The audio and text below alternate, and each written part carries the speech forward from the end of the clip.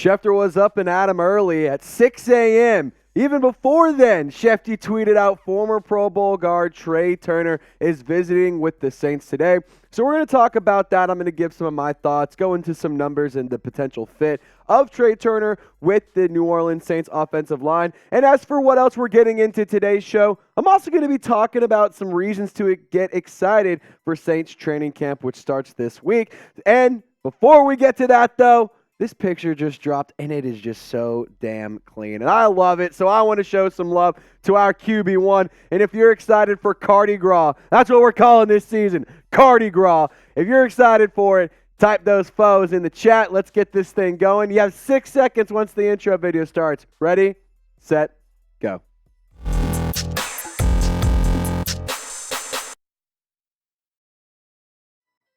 All right, so let's talk about it. Should the New Orleans Saints go and sign Trey Turner in NFL free agency? You know, if you remember, there's not a ton of depth with the Saints offensive line. They have some talent. They have some pieces. They have some young pieces as well, but there's injury concerns. There's all sorts of things that, you know, as a Saints fan myself, I'm worried about and I want to see addressed, and I think Trey Turner could address those. So as for the rundown on Trey Turner, like I said, the Saints need some offensive line depth. Nick Saldiveri was placed on the physically unable to perform list, otherwise known as the PUP list, and Billy Price was released last week. So we also know that Trey Turner, just like Foster Moreau and a couple other guys that have been brought into the team the past couple of seasons, they're New Orleans natives. They're homegrown talent out of Louisiana. They played at St. Augustine High School, and he also went to the University of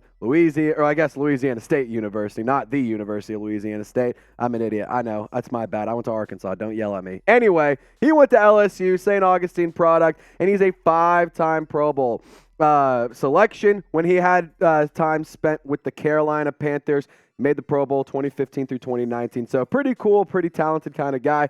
Obviously, a few years removed from 2019. That being said, he can still be a serviceable backup if you need him. So before we get into some more thoughts into my analysis on this potential fit, join our squad, because if anything happens around the New Orleans Saints, we got you covered. So be sure to subscribe, turn on your notifications, and lock us in for all of your Saints news, rumors, updates, and heck, even live shows starting up here shortly again.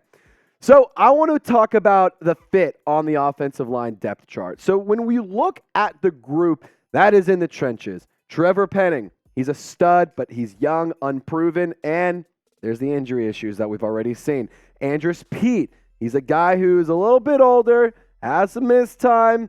He's missed, 40 games over his 8-year career, kind of something you want to avoid is injuries. Eric McCoy, you paid him the bag a couple off seasons ago. He is a phenomenal football player that last year we saw have some minor injury issues, but he is a good player when he's healthy. Cesar Ruiz, he is a young guy that, I'm not going to lie, I feel like a lot of us this time last year were saying, get him out of here, get him off the team, we don't want to deal with him. However, he showed a lot of promise this year, but did end the season on with the foot injury. And Ryan Ramczyk, I mean, you can't say anything about him other than that he is just an absolute stud. But take a look at the depth, especially in the guard and in the center position. You don't have a ton, especially considering Nick Saldiveri as that he is on the PUP list. I think that Calvin Throckmorton is a fine football player, but here's my take on this. If Cesar Ruiz or Andrus Peat goes down due to an injury, who's expected to fill in? Because I'm not sitting here saying that Calvin Throckmorton's a bad football player. I think he's just fine. But he's been a career backup. He's been a plug-and-play kind of guy. He's not somebody that I would necessarily want to trust taking first-team snaps, especially down the stretch, especially close to the playoffs. And when you get past the trade deadline, you get to that second half of the season, I don't want a player that is injury-prone or unproven to take over. I want somebody who knows how to play the game of football at a very high level with some veteran talent, and I think that Trey Turner could do just that. This offensive line has had injury issues in the past. Andrus Peat alone, he missed 19 games over the past 2 seasons. And like I said a little bit earlier, Cesar Ruiz is coming off of that foot injury. So assuming that Ruiz can get healthy and he can continue to build off of the momentum that he that he grew last year, I still want to see the Saints bring in a player like Trey Turner, because I thought that's why I liked the Saints bringing in Billy Price, because he's a veteran talent with a lot of upside that's seen the game of football. But I think that it makes some sense to go and get a guy like Trey Turner to do that exact same thing. So sound off for me, Saints fans. Do the Saints need to add to the offensive line? Type Y for yes, type in for no. And I'm going to get into some more thoughts and what Bleacher Report has actually been saying about Trey Turner. And Alex K, I think, had a really interesting write-up. Said, Turner should still have some good years ahead if he lands in a spot that can maximize his talents. The guard turned 30 in June and has logged 7,713 offensive snaps, meaning he's been on the field for far fewer plays than many of his fellow offensive linemen who have been consistently starting in the NFL over the last decade. While injuries have hindered Turner's availability in the past, he's only missed 1 week with an ailment since the start of 2020. And I'll continue to say it, the best ability is availability. And as for the fit, Trey Turner is a very athletic offensive lineman, and he's athletic and agile enough to be really solid as a pass blocker, but he is a stud when it comes to being a run blocker. He is phenomenal in the run, and he is just tears it up in the trenches. And I went into the PFF numbers. I hit up those nerds, and I said, what do y'all got to say about these two players? Calvin Throckmorton, Trey Turner. I kind of picked Calvin Throckmorton, and again, I'm not using this to pick on him. I think he's a fine football player. He's just unproven, not as experienced, hasn't gotten to see as much as we've wanted to out of him, but limited. He fills in kind of all over the place. So Trey Turner has a 53.0 overall PFF grade in 2022. With 766 snaps eligible, he had 59.1 pass block grade, a 52.7 run blocking grade, and despite having more snaps, he had less sacks allowed and less penalties thrown on Trey Turner, whereas Calvin Throckmorton, 5 penalties, 3 sacks. You have a 42.8 run block grade. You have a 45.5 pass block grade and a 38.4 overall grade. It's not that great. I'm going to keep it real with y'all. I'm not really too jazzed about the numbers and the production, but I know that Calvin Throckmorton is familiar with the team and he has the ability to be a guy that can fill in if injuries come. But I still think Trey Turner's a better option. And I wanted to round out this Trey Turner segment with more from Alex K, saying any team still looking for a proven guard could do far worse than coming to terms with Turner on a budget contract. He's still got what it takes to be a high-end backup and a spot starter at worst. So, Saints fans, I want you to put yourself in the shoes of Mickey Loomis. Be the GM. Should they say that 10 times fast? Should the Saints sign Trey Turner? Type S for sign, type P for pass. Let me know in the comment section. And while y'all are down there, I'm going to have the link available for some Saints jerseys. It's chatsports.com/Saints jerseys.